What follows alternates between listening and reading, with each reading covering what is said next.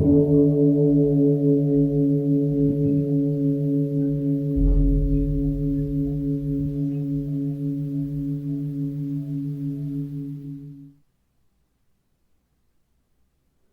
all beings be happy. May all beings be healthy. May all beings be free from harm. May all beings love life. May all beings awaken.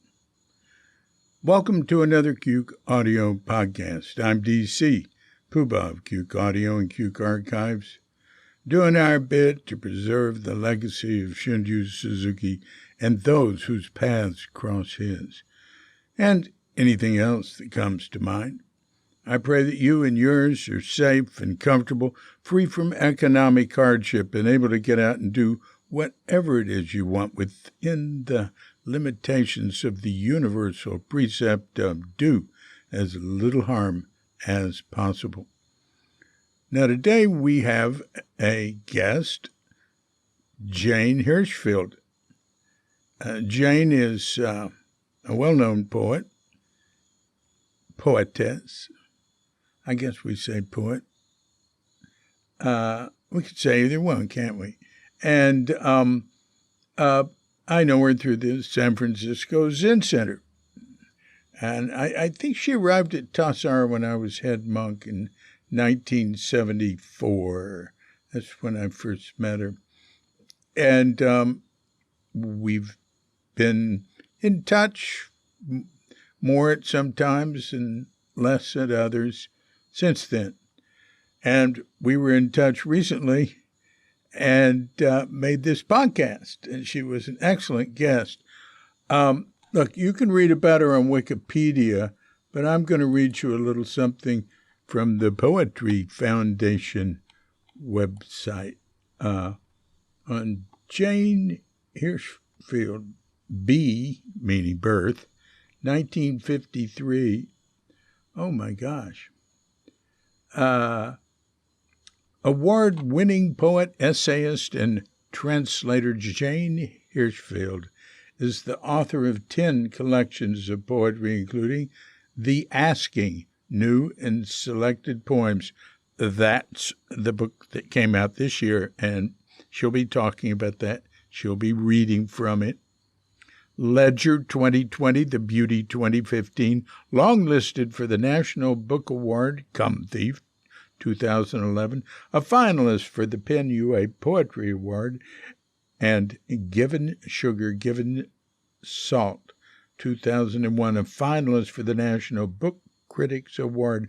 Hirshfield is also the author of 2 collections of essays, 9 Gates, Entering the Mind of Poetry, 1997, and 10 Windows, How Great Poems Transform the World, 2015, and has edited and co-translated 4 books collecting the work of world poets from the past. The Ink Dark Moon, poems by Ono no Kamachi and Izumi Shikibu. Women of the Ancient Court of Japan, 1990. Women in Praise of the Sacred, 43 Centuries of Spiritual Poetry by Women, 1994. Mirabai, Ecstatic Poems, 2004. And The Heart of Haiku, 2011. Wow, Jane, you've been at work. Hirshfield's work encompasses a large range of influences drawing from the sciences as well as the world's literary, intellectual, artistic, and spiritual traditions. Her first poem appeared in The Nation in 1973, winning what would the next year become the Discovery Award. Shortly after she graduated from Princeton as a member of the university's first graduating class to include women. She then put aside her writing for nearly 8 years to study at the San Francisco Zen Center. Quote, I felt that I'd never make much of a poet if I didn't know more than I knew at that time about what it means to be a human being.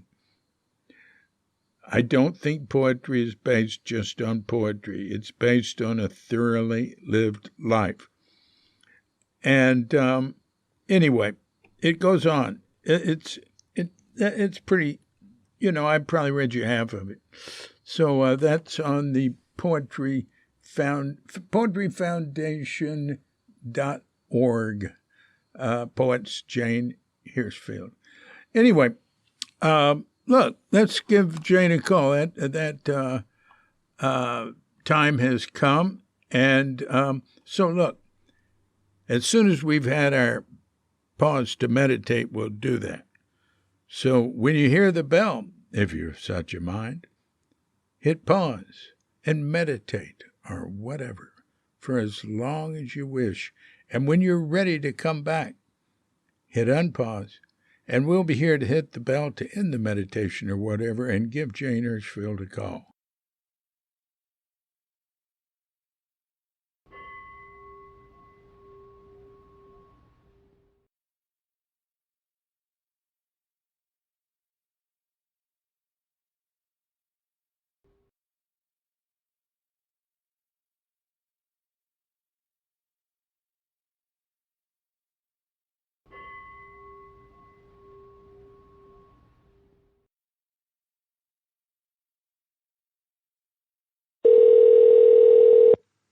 Hi, David.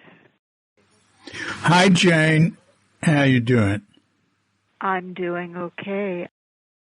Well, it's wonderful to hear your voice. Well, it's wonderful to hear yours. You sound just like yourself.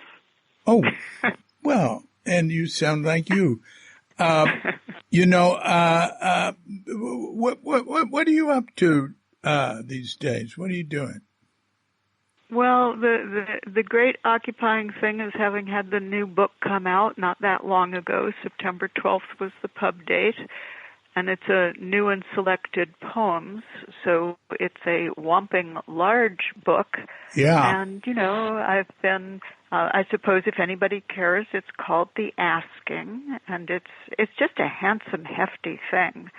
Quite surprised me when the bound book arrived, because even having, the galleys in hand just didn't prepare me for what a dignified-looking thing it is that has my name on the spine. Very surprising. 50 years of poems.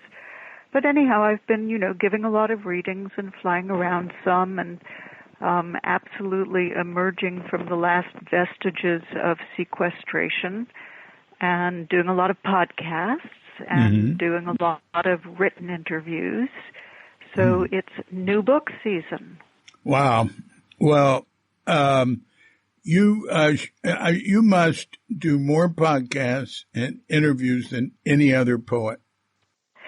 No, I very much doubt that. But I don't track other poets, so I wouldn't know. Yeah. Well, I don't know, but I keep up with you, and you're definitely out there, and it's very hard to be seen and heard if you're a poet, and you have managed to do that quite successfully. So how did that all come about? The podcasts? It started... Well, yeah. Being known.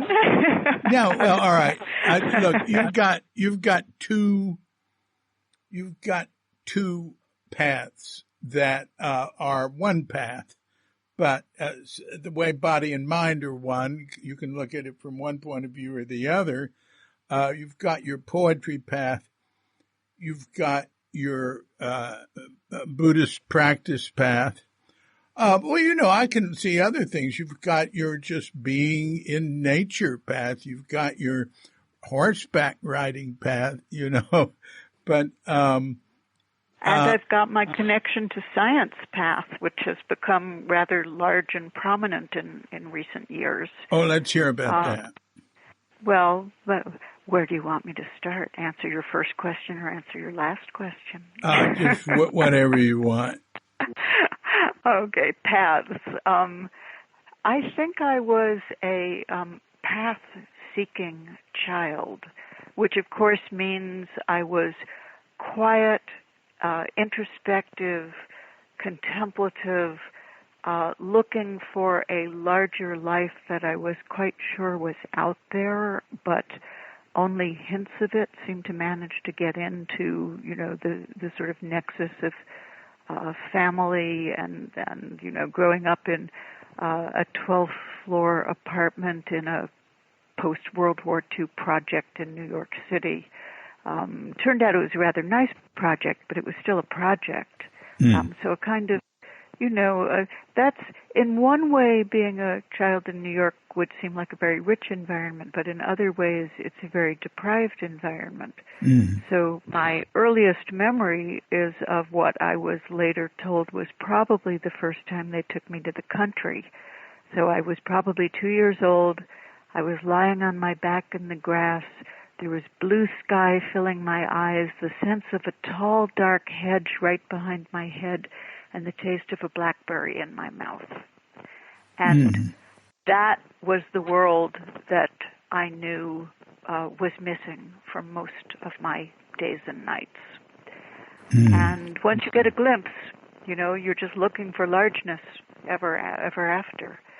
So I was, and I started to write as soon as I learned how to write, and hid it under the mattress because this was not about displaying things to other people. It was about figuring something out privately and in safety and in ways where maybe you could experiment and no one was going to yell at you or judge you or praise you for that matter. So that was the beginning. And, certain questions I've noticed. So one of the things about this book, so I had turned down the idea of doing a selected poems at least 4 times before. And finally, my editor sent me a little email and she said, "Jane, you're turning 70. Don't you think that would be a good year to bring out your new and selected poems?"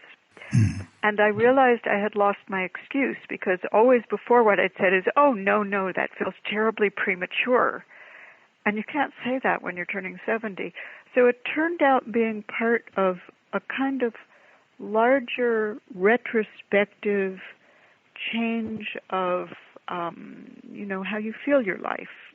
Because, for a while now I've known I was on the further side of the arc rather than the beginning side of the arc. But all of a sudden I was spending, the year getting ready to turn 70 looking at 50 years of poems and seeing what lasted and what changed and what runs all the way through. And it made me realize things like, a poem from a couple of books back which talks about, basically it's an investigation of the self using a lot of different points of access to it and asking the question, what is a self? It goes back to when I was, 7 years old and eating a peanut butter and jelly sandwich, and I would sit there and think, when does it stop being peanut butter and jelly and bread and start being Jane? What is that? So, good preparation for a Zen student. Yeah, that's good. And then the first book that I ever bought for myself at around age 8, I think it was, I wandered into a stationery store on First Avenue that had, a wire rack with little books on display, and I came home with a book of Japanese haiku. My. Yeah. It's like that's what drew me in. And the more I learn about haiku, the more I wonder what did I see in it when I was 7 or 8 years old. But I saw enough. And that too, my whole life has been engaged with what lies inside and behind and historically part of that book of haiku I turned towards when I was 8. Yeah. Wow. Please continue. This is good. Which part? So all the different paths. I think all the different paths. One of the wonderful things about, one of the things I love about our lineage of Soto Zen, as I understand it in my own, wild horse of the heathers escapee way, is that there's no separation between practice and ordinary life. And if there is any separation, that is a failure of practice. And so there's nothing, I think Dogen wouldn't like what I'm about to say. What I'm about to say is, that the Zafu and, he wouldn't mind if I said kitchen practice because that fits in. But anything you do is continuous and equal to anything else you do. You're either bringing to it a broader and more permeable and more connected awareness, or you're not. And as far as I'm concerned, every single thing that I care about in this life and have tried to do in this life has been an equal instruction in the practice path. Yeah. Because the world is always telling us, that feels better, or, oh, that feels worse. And whether that's, writing a poem and trying to find a real poem or revise a real poem which has something not quite there yet, or learning how to say poems out loud in public when I began as a private person who trembled speaking in public because I'm an introvert and not an extrovert, or, being with horses, there's no better teacher than a horse. Because a horse is they are a large, strong, quick animal who lives in the moment and is totally emotionally present and responsive. And they will let you know their opinion of what's going on. And your job is to be with the reality of them and to be on their side, not just on your own side. It's collaborative. It is nonverbal. It takes the whole body, spirit, and mind. And so, all these years, horses have been a great teacher for me, and I'm still very sad because last winter solstice, my beautiful old Arabian flame died at age 32. Oh. And so there's no longer a horse in my life. Oh. Yeah. Oh, where was it when it died? Where was he? He was at the barn in Muir Beach. Yeah. So, for a long time he was living either full-time or part-time on one of the Green Gulch lower fields. Yeah. And right at the end of his life, Rusa, Rusa began coming down and hanging out with the horses a fair bit. And she would see me and Flame going by because he was still able to go out on the trails until just a couple of months before he died. And so we would see Rusa and talk love of horses together. And then eventually she asked somebody why she wasn't seeing me anymore and sent me a lovely note. But he was a great teacher of loving this world all the way through to the end. He just grew wiser and more inside his body and more inside the moment and more happy to be alive right up until the end. He was a very good teacher. What happened to the horse's body? Very graciously, for those of us who love them, we don't have to be there when this happens. The woman who takes care of the stable does this for us. So after he died, I stayed with him for a while. We covered him with blankets, and then I left, and then a truck comes and takes him away, and nothing very gracious happens after that. I've got a little piece of his tail on my altar. Yeah. Yes.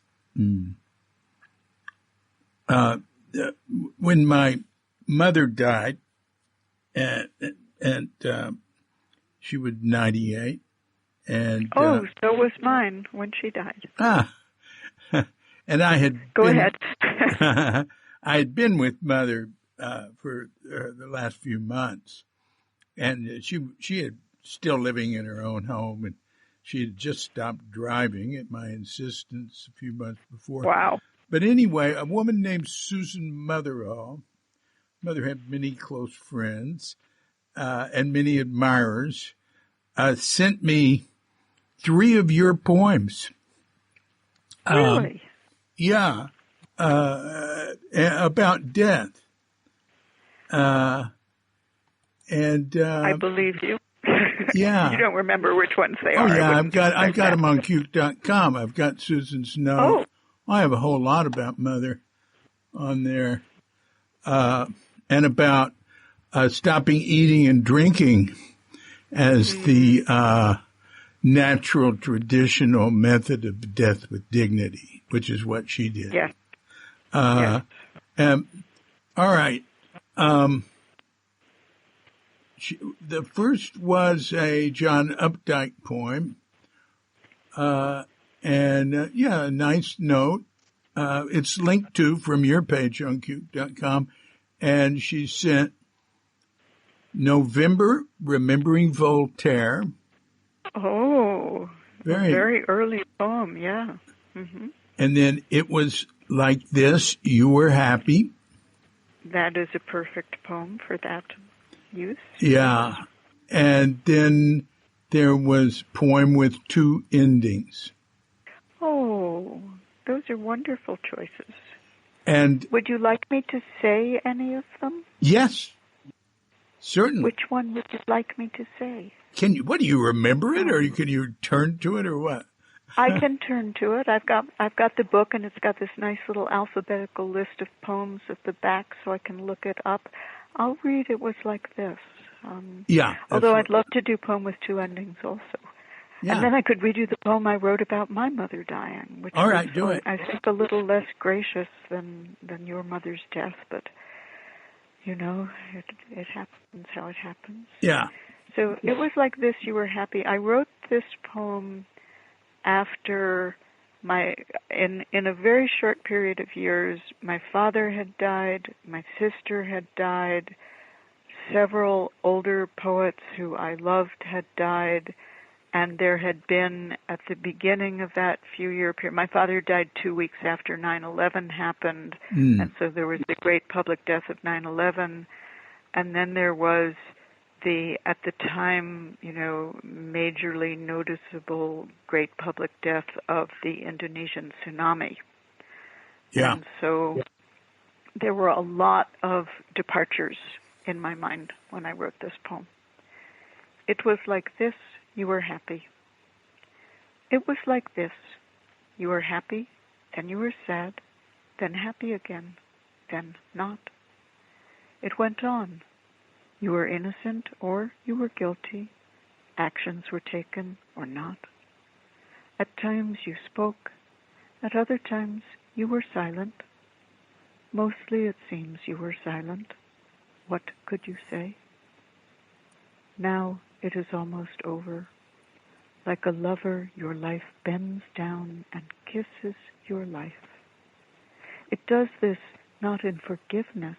Between you there is nothing to forgive, but with the simple nod of a baker at the moment he sees the bread is finished with transformation. Eating too is a thing now only for others. It doesn't matter what they will make of you or your days. They will be wrong. They will miss the wrong woman, miss the wrong man. All the stories they tell will be tales of their own invention. Your story was this. You were happy, then you were sad. You slept, you awakened. Sometimes you ate roasted chestnuts, sometimes persimmons. Very good. And a very good delivery. I like your delivery. Oh, thank you. I've been reading so much, and in all these years I keep changing how I read poems. I think I've only now, finally, after all these years, figured out how to walk the line between not wanting to not wanting to over-dramatize, which would be horrible, but also not wanting to not give them their fullness. Which, if I was erring for a lot of years, it was erring on the maybe a little too plain way of reading because I was so afraid of being over-dramatic. Here's a poem with two endings. Poem with two endings. You don't want me to? I was just going to say, I think in general, I think this about singing songs too. It's better to err on the side of being not dramatic enough. Right. Yeah. Yep. Yeah. Because there's nothing worse than somebody who's like overacting their own life. Yeah. So I'm going to throw in a little Buddhist practice anecdote on this, which is to say, so as somebody who was terrified of speaking in public, and also I apologize, but I cannot sing. I can't hold a tune. I can't stay in key, any of that.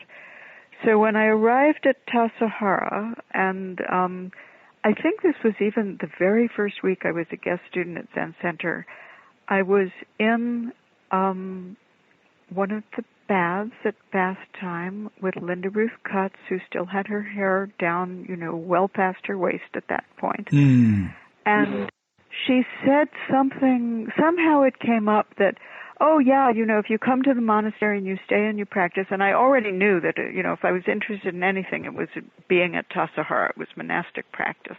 And she said, well, yeah, if you stay, around the third year, you lead the chants. And I looked at her and I said, I'll have to leave before then, because I was so scared of having to, hold my voice out in a public way in that kind of context. Even the monotone chanting, let alone, the full moon ceremony. But of course, when I went to Tassajara and I was there and I stayed, I wasn't going to leave before my third year, as it turned out, which was, when I had to be a doan and a kokyo and all of that. And so the whole first training period, everybody thought I had a voice naturally like Mimi Farina because of the quaver. But by the time I got to the second training period, I had done it enough times that I was no longer shaking, and my voice lost its quaver. And what that taught me was something which really helped when I started to do poetry readings later on in my life, which was, if you do anything enough times and you don't die, eventually you'll stop being terrified. So it was really useful. That's great. Okay, here's a poem with two endings. Say death, and the whole room freezes. Even the couches stop moving, even the lamps. Like a squirrel suddenly aware it is being looked at. Say the word continuously, and things begin to go forward. Your life takes on the jerky texture of an old film strip. Continue saying it. Hold it moment after moment inside the mouth. It becomes another syllable. A shopping mall swirls around the corpse of a beetle. Death is voracious. It swallows all the living. Life is voracious. It swallows all the dead. Neither is ever satisfied, neither is ever filled. Each swallows and swallows the world. The grip of life is as strong as the grip of death. But the vanished beloved, oh, where?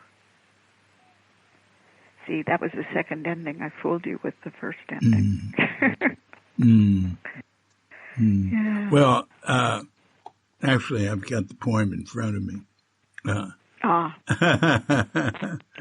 didn't fool you. You just vocalized anyhow. Yeah, I went, whoops, inside.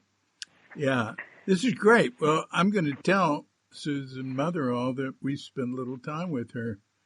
Oh, please do. Yeah, thank her for thinking my poems would make good company for you. That's Let's see what she says. I first came across Jane Hirshfield's poetry in the New Yorker magazine in the form of November Remembering Voltaire, maybe 35 years ago. Mother died 10 years ago this year. And for me, I am a gardener, and the cycles of new life and the decay of life is at the heart of my faith. I hope that this poem is read after my passing, the one with the line, I conjure a stubborn faith in rotting. Yeah. That's marvelous. That's marvelous. The next poem, it was like this, you were happy, was a poem that came to mind after the first time I went to see Adele at Stonegate Nursing Center. Mother was in a nursing center walking distance from our home through a lovely woods for the last, say, 7 weeks of her life.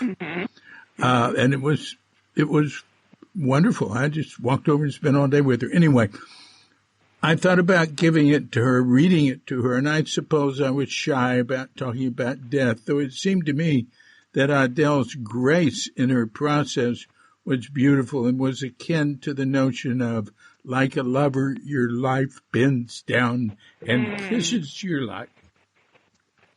The final poem in this group is more for those of us living after a death, or probably stark endings of any kind. In my experience, she accurately depicts what the process feels like.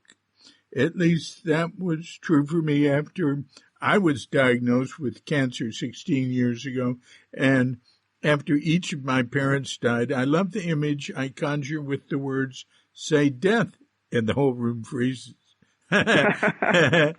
Like a squirrel suddenly aware it is being looked at. I am glad that I had the opportunity to know your mother a little, to enjoy her company. I shall miss her. Oh, just extraordinary. Yeah. What a wonderful friend for your mother to have had, and for you. Yeah.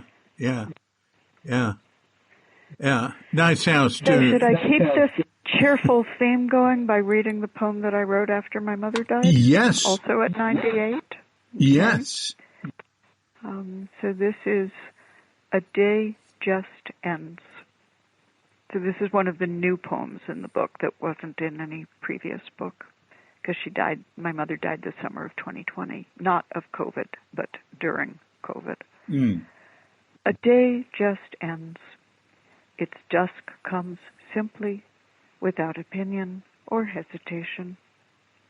A fork still fits hand, shoes fit feet on this day like any other.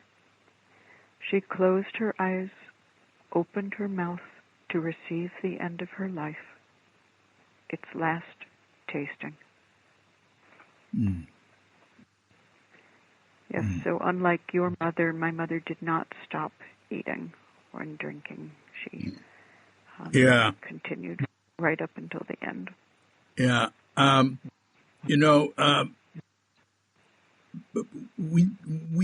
She didn't say, I'm going to stop eating.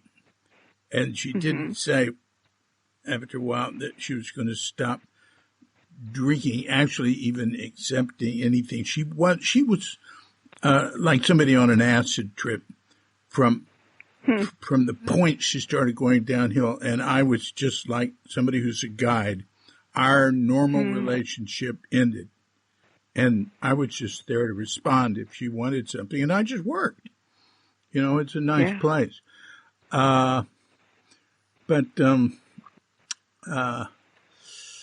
Anyway, I have a section on Cube.com called Santhara, which is just what I said, the natural, traditional way of death with dignity. And it's got a lot of examples. And I was talking to her about it, a couple of years before she died. And she said, oh, that's terrible. Then she said, well, come to think of it, I have several friends who've died that way. And that was the only time we had discussed that, but she just did it. Mm-hmm. I wanted to tell you a Tassajara story that involves you that I happened to have heard last night from John Steiner. Oh, good heavens. Yeah, Okay. who sends you his love. And mine to him. And he was at Tassajara, and he said he was talking with you, and he said he'd been there a while, maybe he'd already been there a year or whatever. And he said to you that he was feeling doubts, and he didn't know if he should stay there. And you said to him, well, why don't you just sit with that and watch that and not act on it for a couple of months and see how it develops. And he said, that was very wise. He said, and I certainly agree, advice. And, it did. It sort of passed. And that was, and he left when it was ripe for him to leave, he felt, and not when, he was getting the urge to leave too soon. But anyway, I thought that was neat. And I said, hey, John, I'm going to talk to Jane tomorrow. I'll tell her. Well, I do. I love hearing that I was helpful to him back then. Yeah. Because I, of course, have the world's worst memory and hardly remember anything I've ever said or done. It's a strange way to live. But what it reminds me of is something, I do remember a very few things stay with me. And one of the things which has stayed with me from, again, sometimes I feel like everything I learned at Zen Center that has stayed with me came from the first few weeks and months of practice. Mm-hmm. And, nothing new ever got in after that, maybe. But one of the things was a description of practice as resting on a three-legged stool.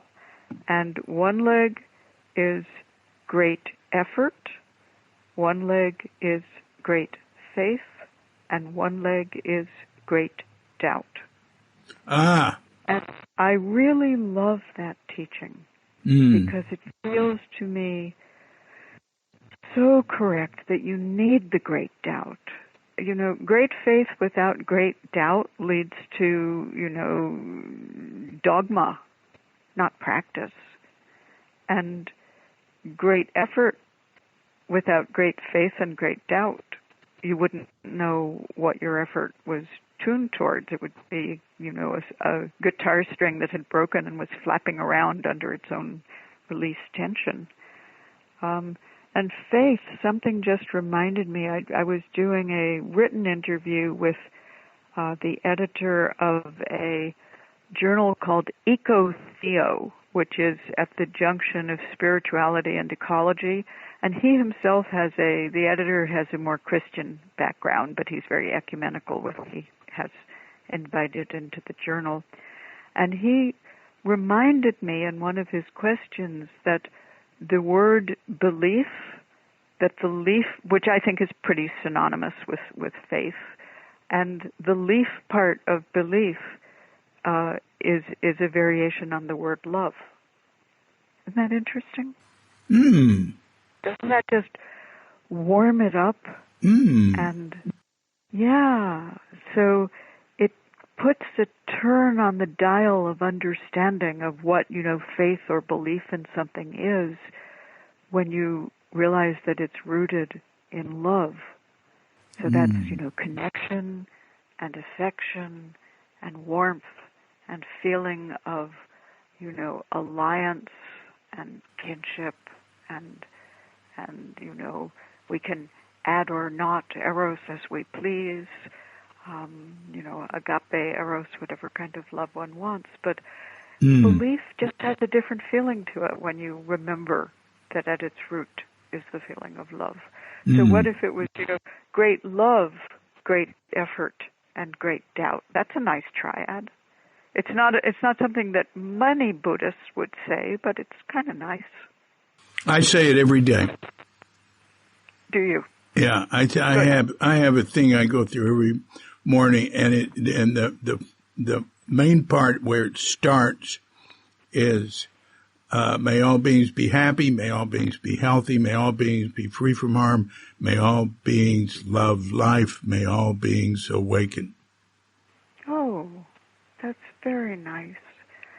And I wake up every morning. I took this practice after, so I've traveled a lot, but it's always for poetry. You know, somebody invites me to go somewhere and do something as a poet. Mm-hmm. So I think it was 2018, it might have been 2017, I was invited to Australia for the first time. And somebody told me this Australian, it's an exclamation of happiness, despite what the grammar sounds like. It's not actually pointed at somebody. And the exclamation of happiness is, "You beauty, you beauty." And I liked that phrase so much that I decided to make as a vow that the first thing I would do every morning when I come to consciousness and open my eyes and see the world is to greet whatever it is that is there to be greeted with, "You beauty." And I think for me, that's a really good practice, you know, to begin the day in wonder, gratitude, admiration, awe. And you know, it doesn't matter if the day is clear. I get a little glimpse of the mountain from my pillow. If the day is foggy, I get a glimpse of all the fog. But you know, if I'm in a hotel room somewhere, I get a glimpse of, you know, the Marriott big screen TV. But whatever it is, just to open your eyes and say, "You beauty," because God, it's great to be alive. So there's your love life. There's your may all beings love life. And I feel that more and more as I've aged. You know, some transition has come into me in recent years where I am so grateful to still be partaking of existence. Yeah. And, you know, it's not like I won't be after I die. I'll just be partaking of it in some rather different way that I can't imagine.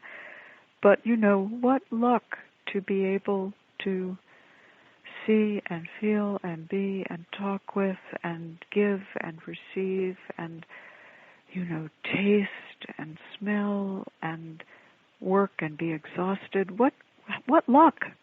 What pure luck. It's so short. Yeah. And here we still are.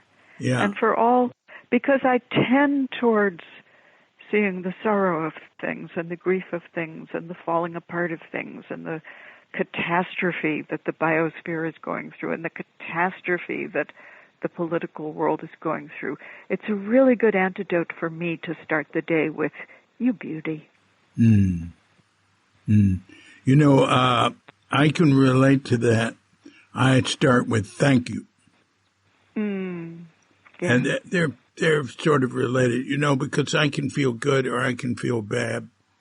And I you know, if something's really bothering me, I might say, thank you. It doesn't matter. I want to say something about faith and doubt. Brother David at Tassajara, he was there. I think he was there in 1967, our first year. And he said that faith and doubt belong together. Yes. That doubt is good as long as faith is the nose on the head of doubt. I'm just conjuring the image. Right. That's So I have to tell you as a total aside, just because it's so delightful, the last time I saw Brother David, which was not that many years ago, and there had been more. There had been a meeting beforehand, but the last time I saw him, we were having a long conversation in a hot tub at a neighbor of Roshi Jones Upaya. oh. So there we were in a hot tub together. Really? And he was probably, I think he was already 90. Oh, my gosh, really? Yeah. Very impressive. Very impressive. So what a wonderful, being he has been in this world for everybody with his gratefulness.org and his example of boundless energy, service, warmth, communication, just everything about him, his laugh. And he was like an older student, there were only a few people who had experience of practice, a monastic practice. We started Tassajara, and he was one of them, everything was smooth with him. There were no, I don't have a single, I don't remember a bump in the road with him. Yeah. What got you to Zen Center? How'd you end up there? Red Dodge van with tie-dyed curtains. So I had been, after graduating college, I worked for a year on a farm doing various bits of farm labor, picking corn and apples and pears and peaches and. All right. What college and where were you on this farm? Oh, never mind what college. I was in New Jersey. Did you graduate? And afterwards, my boyfriend got the job first. Oh yeah, graduated. And my boyfriend got the job first, and it was a great, filling out of my education. You grow up in New York City. You're sort of, I was a kid who really liked school. I loved reading and writing. I fell asleep in math class, but never mind. And, so I'd had, my whole life had been, in one quadrant of human existence and, falling in love and all of that. And, what was missing from all of this? Well, farm labor was missing. So it was the perfect completion of, my formal education to go out and, do farm work. But then he decided he was going to South America and I wasn't invited. And so I needed to find my future. And a friend had an early copy of the Bread Book. And in the back of the Bread Book in those early years was the Tassajara monastic schedule. And that's how I knew there was a Zen monastery in America. And so I drove off on my red Dodge van looking for where I was going to live and what I was going to do. And I sort of thought I'd find a place I wanted to live and get a job being a waitress and write poems. And that was, I was just looking around. But I knew there was a Zen monastery, and I was curious about it. So when I got to California, I looked it up and found it on a map and went to Jamesburg. And Lou Hartman was running Jamesburg at the time. What year? 1974, summer of 74. And he told me I had to go to the city. That you couldn't just go into, even though it was summer, he said, you have to go up to the city and, start there and then you can come back here and see what this is like. And I did something completely unlike myself in those years, which was I didn't leave. I stayed. I sat at the picnic table outside of Jamesburg and just didn't go. And a woman who you might remember, do you remember we called her Bonnie Earthshoe because she owned the Earthshoe store in Santa Cruz? She came out and she told me she'd been a guest student at Tassajara. And I marched back up to Lou and I said, what about this guest student business? And, what it seems he maybe recognized, which I didn't even know about, was I was doing a microscopically mild version of Tangario in that I was at the gate and I wouldn't leave. And he, must have laughed inside himself and said, well, she's figured it out. She don't leave. So he told me that I could, it was too late in the day to go in. I could spend the night with him and Trudy at Jamesburg, wake up, sit zazen with them in the morning, and then he would send me into Tassajara, and Blanche would take care of me. Very good. So that is how I ended up at Tassajara. And, I'm not at all sure I would have gone to the city center first. It was always the monastery I was interested in. Yeah. And so, and of course, once I spent my week at Tassajara, then I went to Page Street and was a guest student, and then I went to Green Gulch and I was a guest student. And then I finished my trip and came back and moved into the city. Well, but we missed you at Tassajara. I was head monk, which continued through the summer. I had been in the spring, and so I remember you coming in. Well, you terrified me because I was sitting at lunch, and you straightened me up, my posture. Huh. And nobody'd ever done that to me before. Huh. It was like, what? Huh. So that was my introduction to you. Was this is the man who walked over, saw me slumping, and put his hand on my back and shoulders and straightened me up. Wow. And you were, of course, you were there at that time with Diane, and Kelly was, a little baby running around, and you were very noticeable. And once I got over my terror of you, I think you straightened me up in Zazen also. I think in the Zendo you also corrected my posture. And to this day, all these decades later, I'm still trying to have reasonably good posture. Me too.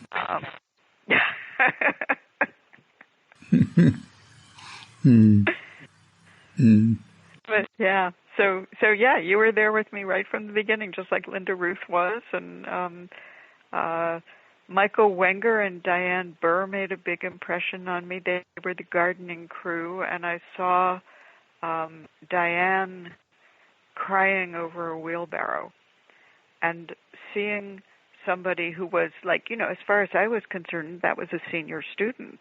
Back then, anybody who'd been around for a few years was a senior student. And the fact that she was weeping over a wheelbarrow, I felt like, oh, I could do this.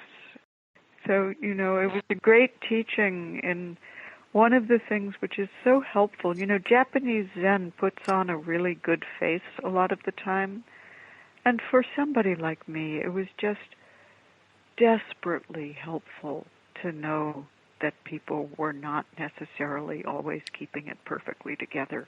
Right. Because I was not going to keep it perfectly together. Right. There's a lot of pretending in the Japanese Zen and other worlds. It's part of the culture. And it's not unuseful. No. It's just really useful to know that, well, if you can't pretend, you can just be who you are, and that's all right, too. Yeah. Well, they're under so much pressure, social pressure. Yeah. But many good points. There are a lot to learn from them. That's great. That's great.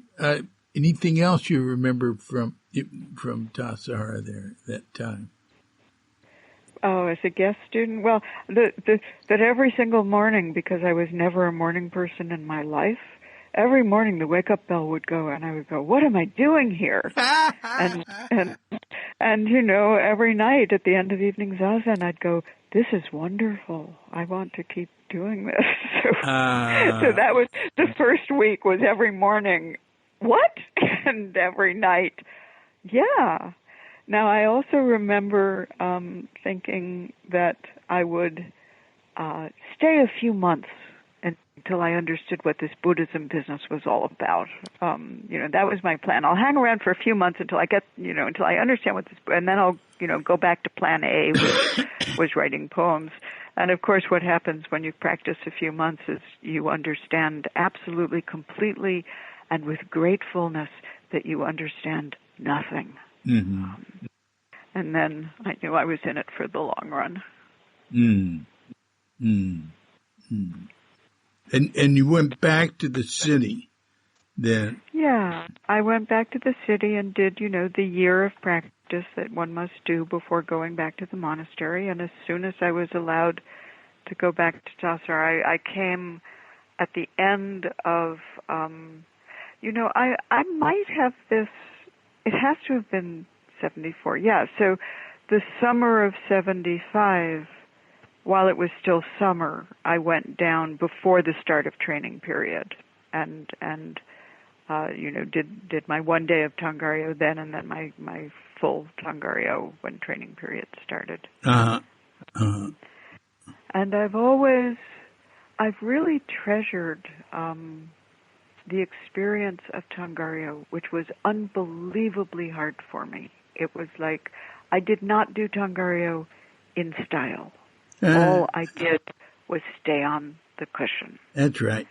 But what I loved was many years later when I was writing an essay, first to give as a keynote talk at Gary Snyder's Art of the Wild conference that he ran for some years up in what is now called, I believe, Paradise Valley. And he asked me on rather short notice to do a keynote for that year's conference. And it usually takes me months and months to write a talk. And I always have to write my talks. I can't just, I don't know how people give a talk every week. But anyhow, I looked around for an idea, and I remembered something that I'd learned in high school, which was a book by an anthropologist named Victor Turner called The Ritual Process, in which he talks about the state of liminality, of being no one, of being betwixt and between a person on the threshold, and how every traditional ritual, there is a moment in the ritual when you are no one. You are a person of no rank, you are a person of no status, you are a person of no name. And Tangaryo, that's exactly what you are, because, when the Zendo isn't being used formally for the people who are on the regular schedule, you're just thrown in there. There's no bells, there's no kinhin. When I was doing Tangaryo, they were doing carpentry on the Zendo. And, they were banging and swinging and talking, and we just didn't exist. We were no one and nothing. We were in that betwixt and between state. And I am so glad that I have experienced a ritual like that in an extended way, because I loved it. I loved being nobody. It was great. It felt like a true experience. And it's such a different flavor of the experience than, the more usual, what one would call, body and mind dropping away, which is to be no one in a very much more profound sense. Yeah. And, world,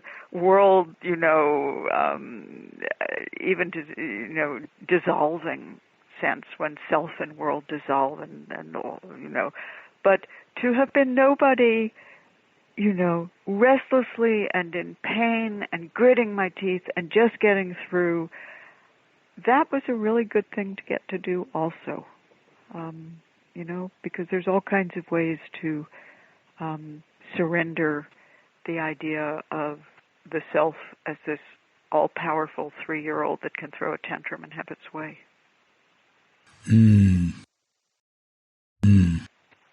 I love this conversation because it's so different than any of the other podcasts I've done. You and I, we share something, and I sort of assume that anybody who listens to this conversation will also have shared something. And so, I can talk about all kinds of things I would never have talked about to Ezra Klein, I just wouldn't. Yeah. I want to hear more. One thing I want to know is, what did you do that year in the city? Oh, so this is hilarious. So my first I was put in a shared room with Linda Hess, who I just saw. We had a big celebration for Kaz's 90th birthday just a couple months ago at Green Gulch, and here we all are, the woman who I shared my first room with in Page Street, and a lifetime later, here we are. Her married to Kaz with beautiful grown children who are really good musicians. If you've never heard them, so. But apparently, I think this is very funny because I would never do this now. But I apparently arrived at Zen Center. Everybody tells me, declaring that I was a poet, and that I needed a room of my own so I could write. Which, it's like, I still need a room of my own so I can write, but I don't go around the world declaring. I feel like, I'm a poet when I'm writing a poem, and the rest of the time I'm just, somebody else entirely. But apparently I arrived at Zen Center, fixed in this idea that I was indeed a poet, although I had done almost nothing. And I did get a room of my own, and I liked having that. And my work was, I had thought, so it paid very well per hour as a freelance job that you could do on your own schedule. I joined the San Francisco Artists Modeling Guild. Oh. So I posed for drawing classes. And at the time, I thought, well, I'm learning to sit still anyhow. I might as well be, sitting still and getting paid for it as well as sitting still in the Zendo. And, by the time I left, I'd had kind of enough of sitting still. There were people who came to Tassajara when I was there, and the summer that I worked in the dining room, there were people who looked at me as I was pouring their coffee and said, "Oh, I have a drawing of you over my fireplace." Oh, that's so neat. Philip Wilson, I don't know if you ever met him. He was one of Suzuki Roshi's earliest students. Ahead of my time. He's one of the many, many, many early students who came from the Art Institute.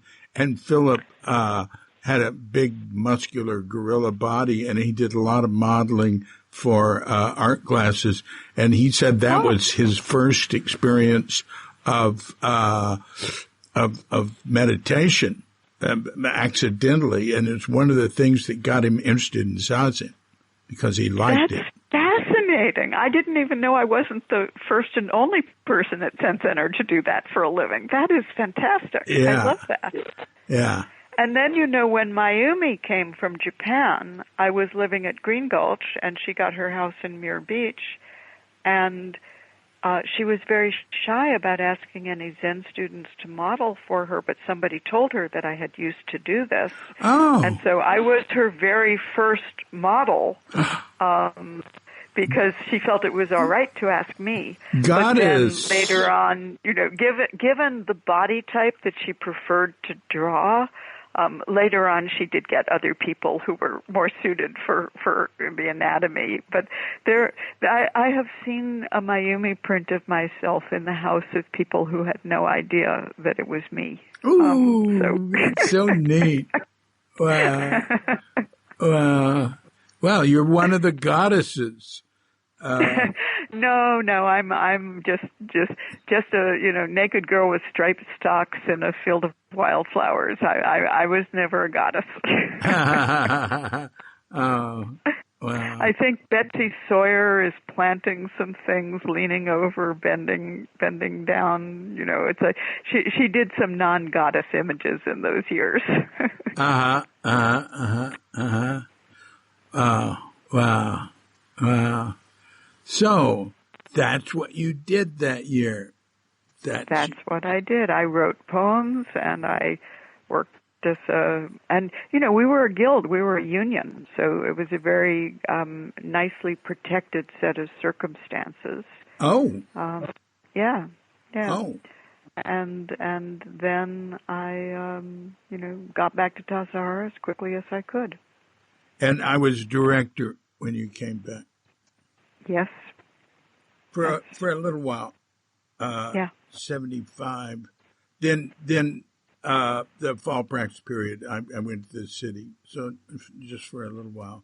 And how long did you stay there, and what happened, and what was it like, et cetera? Oh, little question, huh? Right. So at the time we were told that 3 years was the longest you could stay, so I set my sights on 3 years. And it turned out that people who sat Tangarya with me stayed much longer than 3 years, i.e., Keith Meyerhoff sat Tangarya with me. Leslie had come the half year earlier, but so they never left. Right. But my understanding was that it was 1,000 days, that was the traditional amount of time, and so I intended to stay for 1,000 days. And I always felt, it's interesting. Again, one of those things I heard very early in my time at Page Street was the suggestion that there are 4 practice paths. There is the path of the priest, the path of the monk, the path of the layperson, and then the 4th one is tea house practice. And tea house practice is a kind of invisible practice, and it comes from a koan that Paul Reps had in one of his collections, and I think it's a Hakuin koan, if I'm remembering correctly, and it's about the old lady who runs a tea house down the road from a monastery, and people just kind of like to go there. They like the way she looks at them when they walk in. They like the way she cleans the counter. They like the way she pours the tea. They like the tea. But word gets around inside the monastery that the abbot thinks rather highly of this old lady. And so the monks will go to the tea house, and the way the story goes is, if they come in and they just want tea, she pours them tea and it's all fine, and they leave. But if they come in with the sort of highfalutin idea that they're monks and who the hell is she, and they're going to test her because, after all, monks are superior and men are superior, and if she gets a whiff of that when they come in, she pulls them behind a screen and hits them with an iron poker. Ooh. Yes, one of those stories, which nobody likes to tell anymore. But and what I loved about that story wasn't so much the part about testing. I'm sure I liked the feminist part of it quite a lot, but I loved the idea of a practice that doesn't announce itself as practice, that it's just the person quietly inhabiting the world in a certain way, and that's how they're practicing. And I always loved that ideal, and I always thought that was what I would go back to. And for many, many years it was. There were a lot of years when I was known as a poet, but nobody knew I had any Zen practice background. And I just didn't talk about it in that realm. And every once in a while, somebody would come up to me and sort of look at me and say, "You meditate, don't you?" and I would sort of nod. I wouldn't deny it, but they had to see it for themselves. I wasn't walking around, with a label on. And for a whole lot of years, even after it became known, I really disliked being called a Buddhist poet or a Zen poet. Yeah. Because I felt like it would, a lot of people have a lot of wrong ideas about what Zen or Buddhism mean, and I didn't want them attaching that, and I didn't want them to think my poems had, some preset dogmatic agenda to them. And so it always made me really uncomfortable, and I would sort of do my best to, get them to stop saying it. And then again, very, very recently, something just changed, and I gave up. I sort of went, it's fine. It's the truth of my life. Let people say it if they want to. What's the problem? So it's just, after decades of going, please don't call me a Buddhist poet, now I go, call me anything you want. It's fine. That's good. Well, you did a 2006 interview that was put on, it was labeled Zen and the Art of Poetry. Things got out of hand. I've got that on your your link to it from your page. And incidentally, it's good. No, it's really good. It reads like you wrote it. I mean, it just reads so smooth. And I saved it. Who knows? I not only link to it, I save it because the links go bad and things disappear. Right. Yeah. Thank you. So I never minded inside of, Zen communities. So, I taught workshops at Tassajara for many years. I taught at Upaya. I taught at Mount Tremper. I never minded being a Buddhist in a Buddhist setting. It was just that when I wasn't in a Buddhist setting, I didn't want to be labeled something that people wouldn't even know what it meant.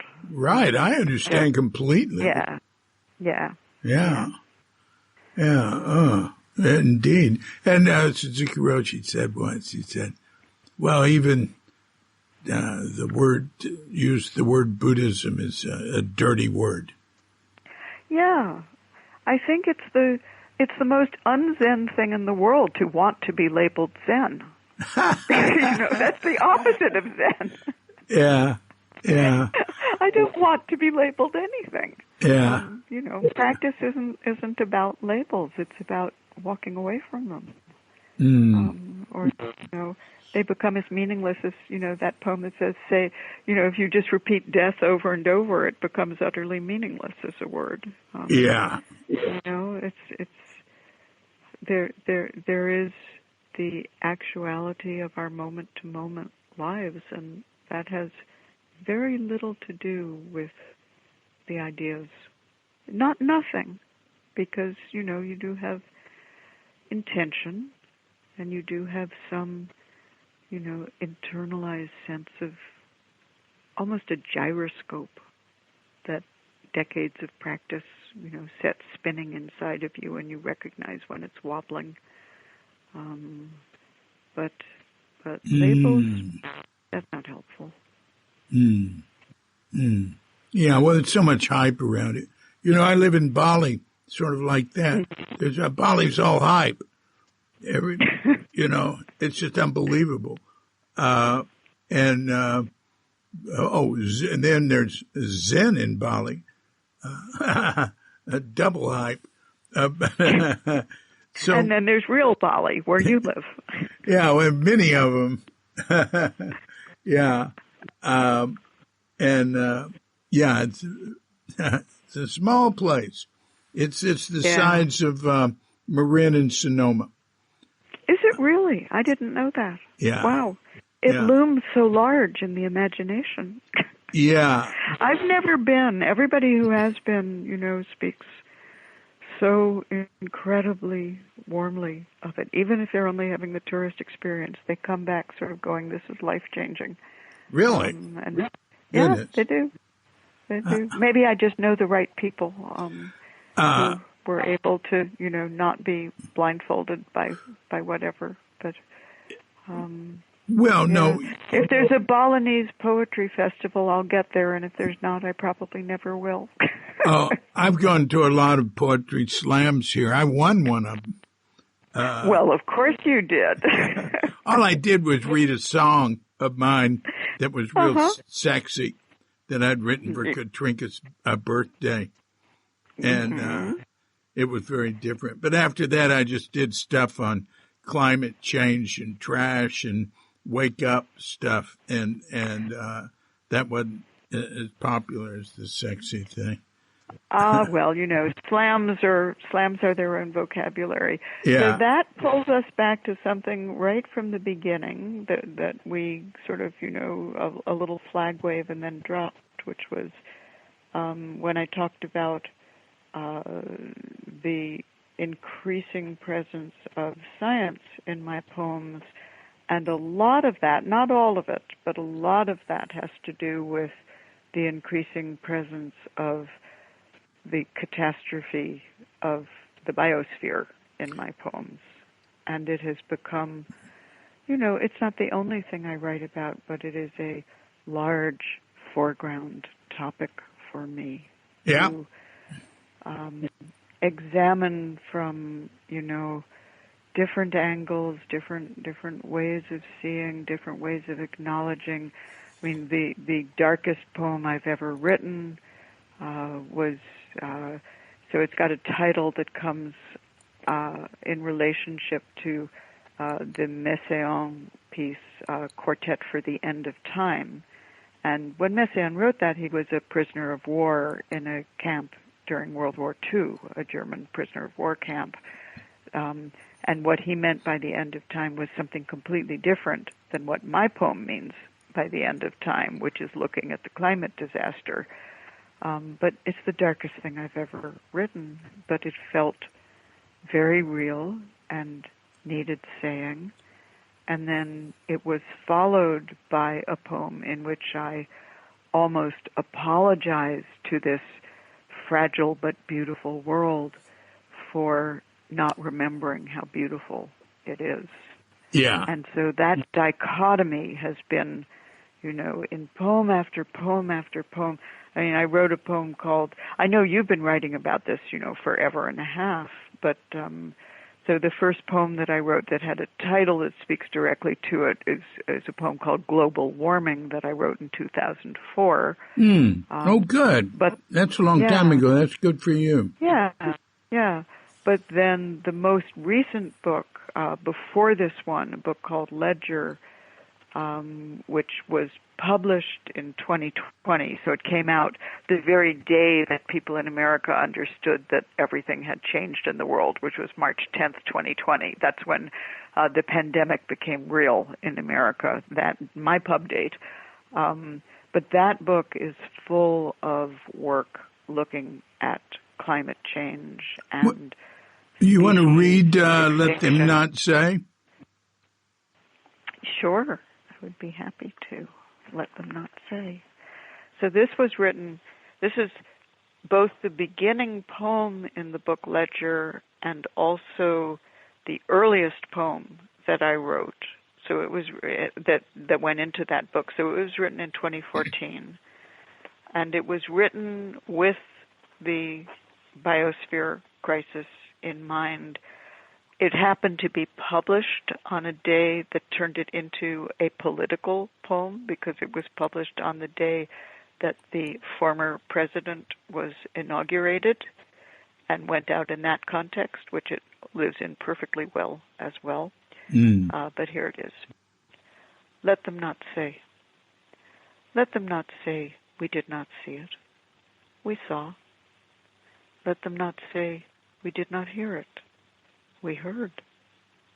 Let them not say they did not taste it. We ate. We trembled. Let them not say it was not spoken, not written. We spoke. We witnessed with voices and hands. Let them not say they did nothing. We did not enough. Let them say, as they must say something, a kerosene beauty. It burned. Let them say we warmed ourselves by it, read by its light, praised, and it burned. So that poem imagines the future looking back at us at this moment of pivot or non-pivot and knowing how it turned out. And the poem is trying to make itself meaningless. If in 150 years everything's looking really good, this poem will have no meaning. It will have emptied itself of meaning. But that's the whole point of it, is to say, don't let them say we did not enough. That's what we don't want to happen. And of course, again, we who were at Tassajara during certain years, when I write about kerosene beauty, we lived by those lamps. We burned our fossil fuel quotient and more. Actually, I complained about that. Man, I talked to Keith about it year after year. I said, you realize you're creating a low level of smog at Tassajara with these Coleman lanterns at night. Yeah. And I developed an allergy, largely due to my foolish overuse of them while I stayed up studying hours and hours. And then in Japan, it really hit me. Because kerosene was so big there. Anyway. Well, yes. it's all solar now, and it's still, even though I've gone back and taught many workshops, as gradually more and more of the cabins were brought onto the solar system, but it's still a little strange for me to go to Tassajara and flick a light switch. Yeah. I'm very grateful for it, and I'm very grateful that they got really beautiful replacements for those outside lamps. That, the light color is over towards orange, so it has the feeling of fire. But it's like we have lived through so many changes in our lifetimes. I was just a kid when the first Earth Day happened, but I was old enough to remember it. And all of our hopes and all of our expectations, and we thought the world was going to change right then and there in 1970. That's right. And here we are 53 years later, and people are still fighting about it. It's incomprehensible. Yeah. Indeed. Well, it's, one way to look at what's happening in the world is there's a struggle going on between the forces of world suicide and the forces of wanting to live and continue. Yeah. So you still have your World Suicide Club T-shirt that you made? I don't have them. No, but World Suicide, it's on, I uploaded, I think, 10 anti-nuclear songs, and World Suicide and Freeze Please are on it. Yeah. And they're an album now on YouTube and Spotify and all that. Good. Yeah. You were such a fabulous example of a free spirit, rule breaking, unstinting activist working as a bodhisattva with 10,003 hands and not looking like a good Zen student. You were looking like a force of nature. And again, that's as good as Diane Burr weeping over a wheelbarrow for me. I love that image. I took a note on it. It's beautiful. I mean, you speak poetically sometimes, quite a bit. You're not a shy little girl anymore. You've got and also you have a musical quality to your speaking. And you don't need to sing. You got to leave that to some. Other people have to. You got to leave something for them. Oh yeah. No, one thing I do love about the world is, thank goodness there are people of every different kind, because we really need the division of labor. Right. When I was a young feminist, I thought that I could do it all. I thought I could, learn to build things and do my own car mechanics and be handy and all of that. And then, came the day when I was trying to turn some socket on the van to change its oil and ended up with, the socket stuck and my knuckles bloody. And I just looked at myself and went, Jane, you can pay people to do this. You really can. Yeah. But, I love, the people who are organizers and let me do my little bit of pitching in. So, I started with the 2016 election results night. I began that night taking some action, however minuscule, however, futile, just something every single day. And I am so grateful now that there's, this wonderful group of people who they sort of scroll through all of the opportunities, and every once in a while, the one whose list I'm on sends an email and says, here are the postcard campaigns that, we're offering right now. Here's the script. Here, let us know how many you want to write. And, we'll send you the names and addresses and what to do, and you can do that.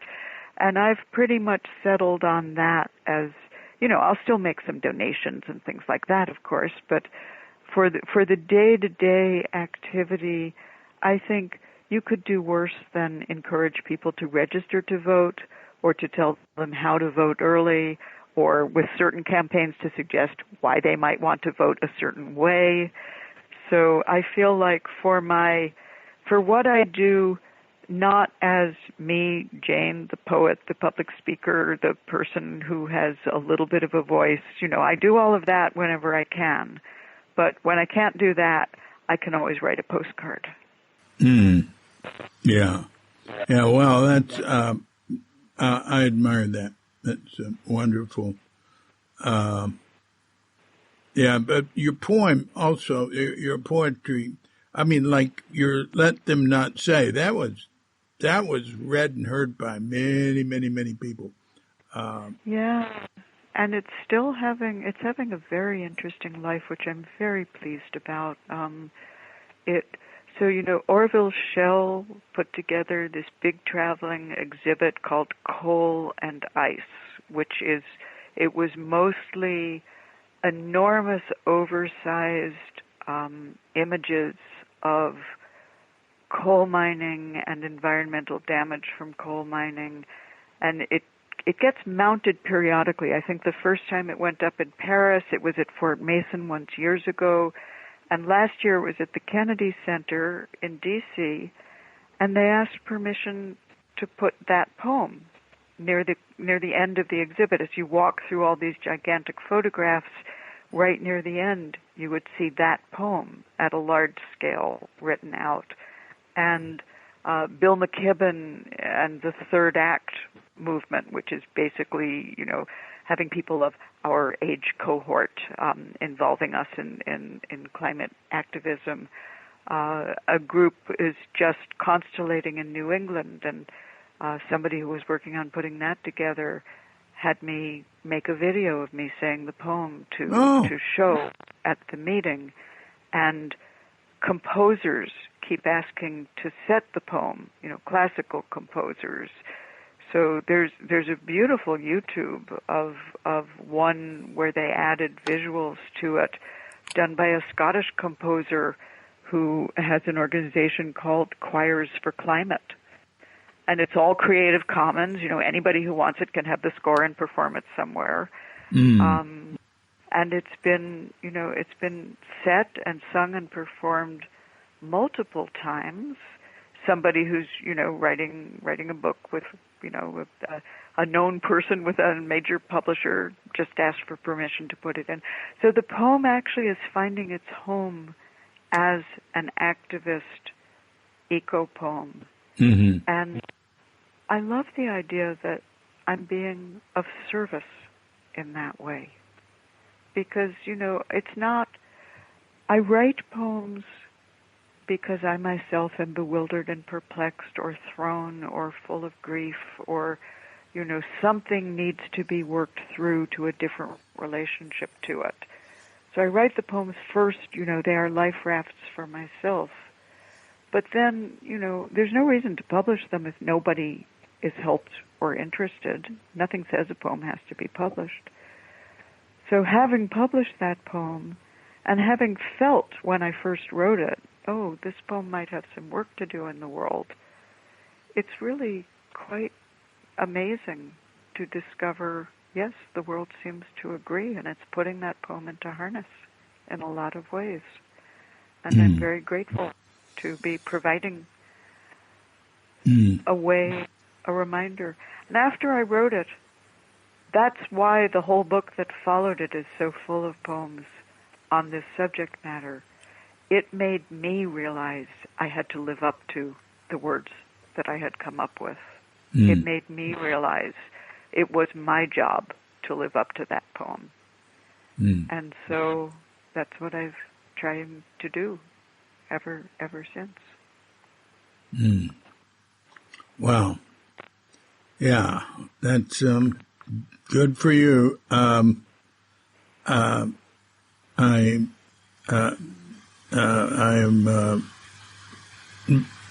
most grateful, I could say. I wanted to say one thing about your poetry and your bringing science in it, and just your whole practice as a poet. And it's one with your Zen practice, same thing. But I think of Peg Anderson, who was born 1 year before Suzuki Roshi. And she sat it with the Los Altos Zendo. But when she first met him, she said, well, I was a student of Saburo Hasegawa, who was at Stanford, maybe, and was her tea master. And she said, my way actually is the way of tea.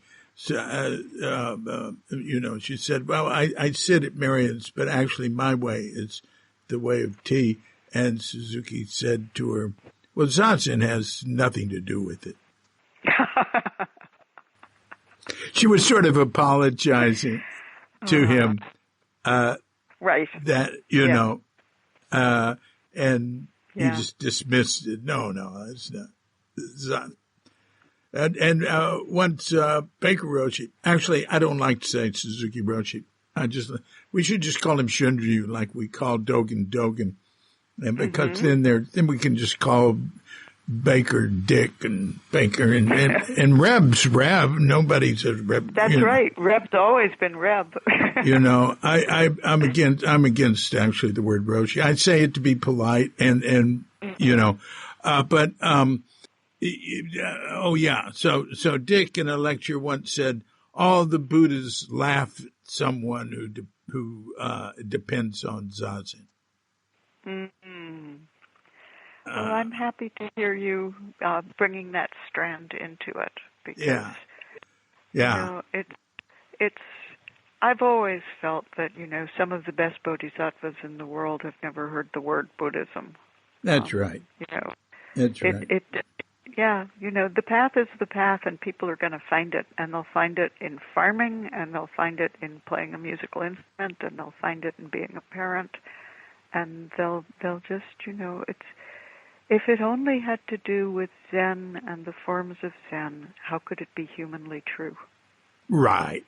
I have never liked, and there's been that tendency earlier on, less now, much less now, of basically Zen is the only way. It's special. It's better, and I never liked that. That's my disqualifier for any teacher who I hear say anything like that, including, there are many ways, they're all good, but my way is best. Yeah. I always hear that and my heart sinks. It just goes, another one falling short. There we are. Well, but you can just reinterpret it. Or you take the good and ignore, ignore the little flashes of disappointment and take the good. Take the teaching that serves and forgive the teaching that, doesn't. I'm really, such a believer in forgiveness these days. People cut each other so little slack. Yeah. And you've got to cut everybody an enormous amount of slack. Yeah. Because we're all so very fallible. Yeah.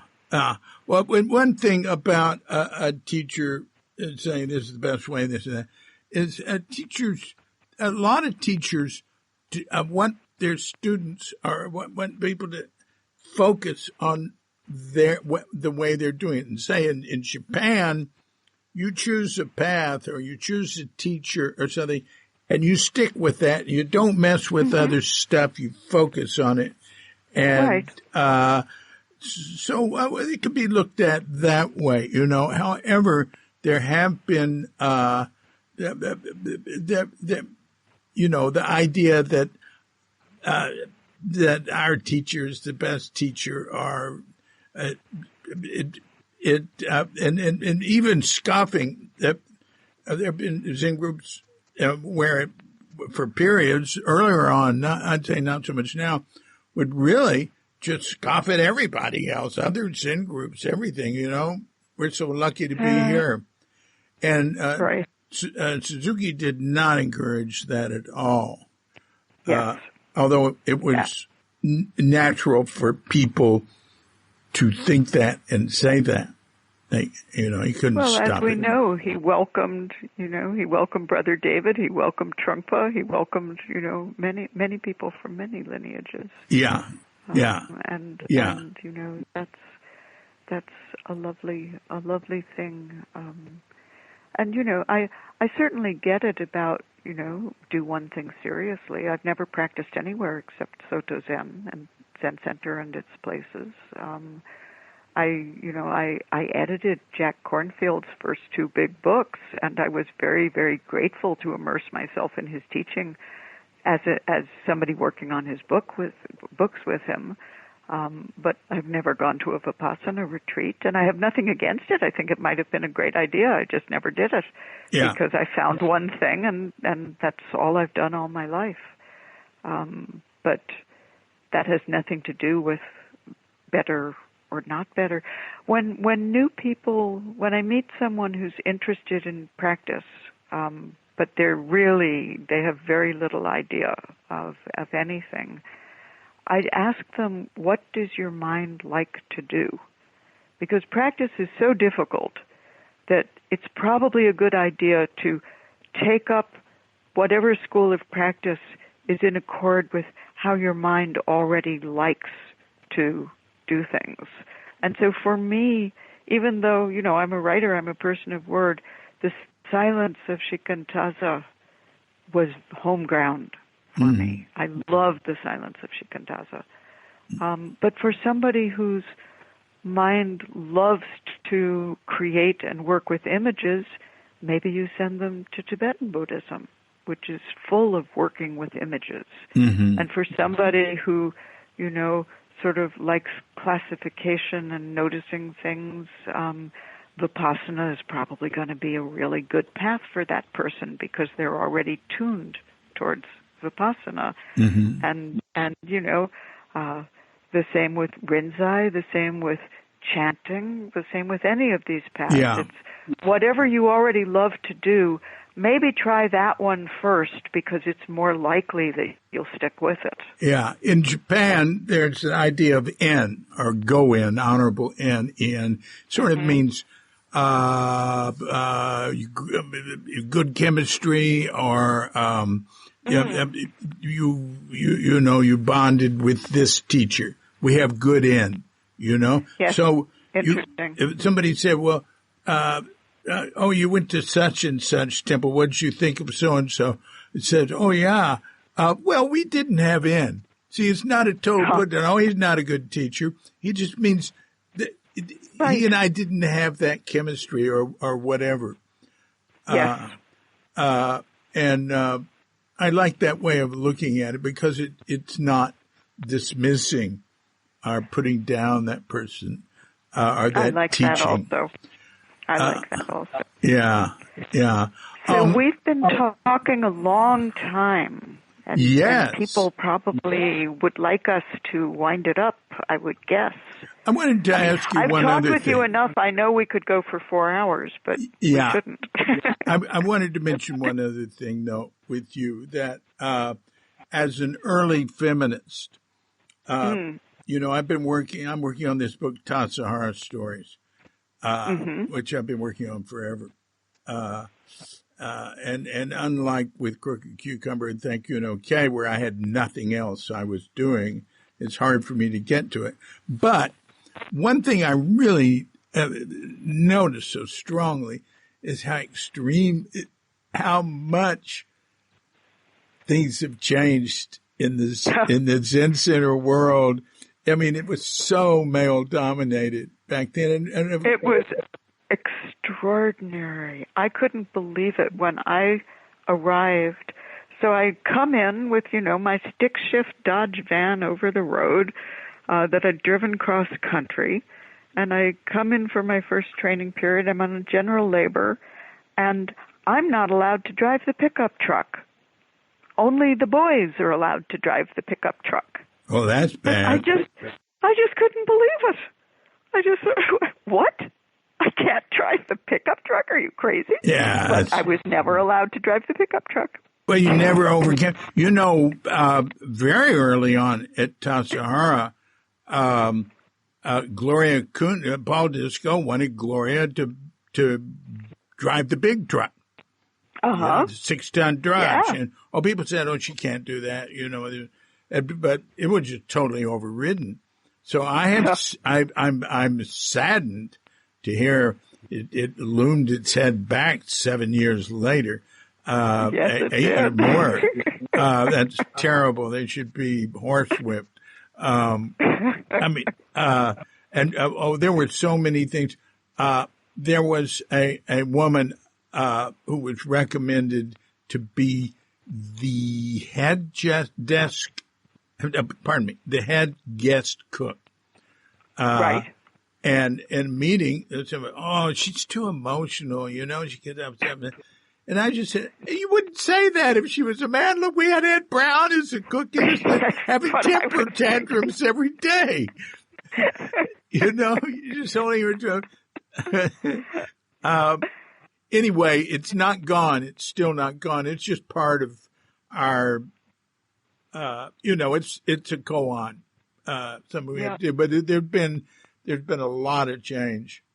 Especially there's been a lot of change and a lot of major women in the women abbots have conducted themselves gorgeously, and Catherine Thanis did a great job running her Santa Cruz group and left us a wonderful book of her teachings, and Roshi Joan, which is how she likes to be referred to.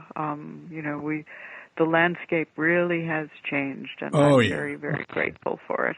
Yeah.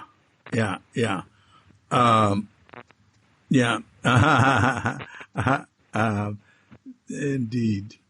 All right. Well, we have gone on for quite some time. I have loved talking with you, and I'm so impressed with you, and so happy to speak with you. And I'd like to thank you for the wonderful work you did on those 2 books of mine that I mentioned.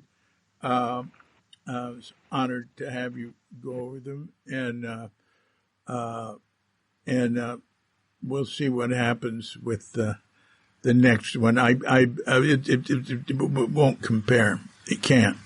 Well, it will be inimitably what it is. Yeah. And I'm just going to say, my admiration for everything that you do and have done is boundless, absolutely boundless. Cuke.com and, the books from the very beginning with, Thank You and Okay, Diary of an American Zen Failure, what a great book that was, and everything between, you just, you have done remarkable service to us all by your, what is that? There's a book title, Meetings with Remarkable, I'm going to say humans. You have met and been a remarkable human, and you have left us much evidence that will live on of all of that. Can we close with a poem, just because I like to close with a poem? Yes. Okay. So I'm going to, I was sort of trying to think, if you have one you'd like me to read, speak up. Otherwise, No, I want you to choose. Okay. So incidentally, reading through your poetry, which I upped it, to get through your new book will take me, I'm a very slow reader, and also reading your poetry is not like reading prose, but it's like oh God, I can't describe it. It's like hearing a Suzuki lecture and thinking, oh, that was wonderful, and then afterwards going, what did he say again? And then, so you go back, and it's like an experience, like combing your hair, or something, and very smooth. I get irritated at a lot of poetry, but I don't get irritated at yours. It's just really smooth and but beautiful use of words. Oh, I love it. Thank you. And anyway, I could go on, but I'm not very articulate and reading about slowly is a very good way to read poems. Poems are not page turners, books of poems. The more I like a book of poetry, the more slowly I read it because I want it to last. I don't want to get through it. I want there to still be new poems to find. So 2 or 3 poems, if I really, really love some new poet that I've found, I'll never read more than 2 or 3 at a time because I want it to last so much. So I'm gonna do as our closing poem, the final poem in the book in the new poem section. So again, poem that wasn't published in any book before the asking came out, and it's got a little reference to something that the Dzogchen Buddhists will recognize. The perfection of things as they are is in here, and also the Avalokiteshvara, the Bodhisattva who hears the cries of people and comes, is in this poem. Under the surface, because it's a tea house practice poem. None of my Zen poems have the word Zen in them, or Bodhisattva, or any of those words. I open the window. What I wanted wasn't to let in the wetness. That can be mopped. Nor the cold. There are blankets. What I wanted was the siren, the thunder, the neighbor, the fireworks, the dogs bark. Which of them didn't matter? Yes, this world is perfect, all things as they are. But I wanted not to be the one sleeping soundly on a soft pillow, clean sheets untroubled, dreaming there still might be time while this everywhere crying.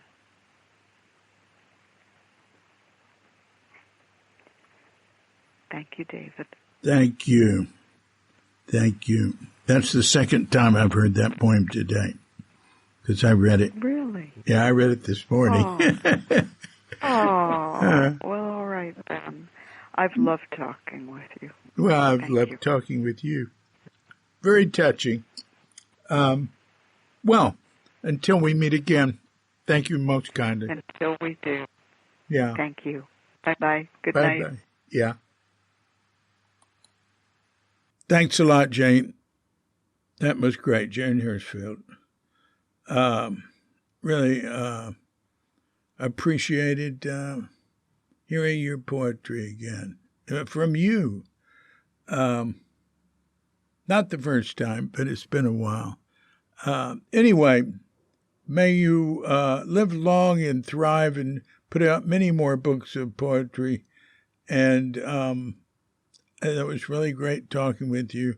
And this has been a Cuke Audio podcast. I'm DC, Poobah of Cuke Audio and Cuke Archives, coming to you from sleepy Sanur with Doghead Bandita and dear lovely Katrinka. And we're wishing you and yours and all of us a grand awakening.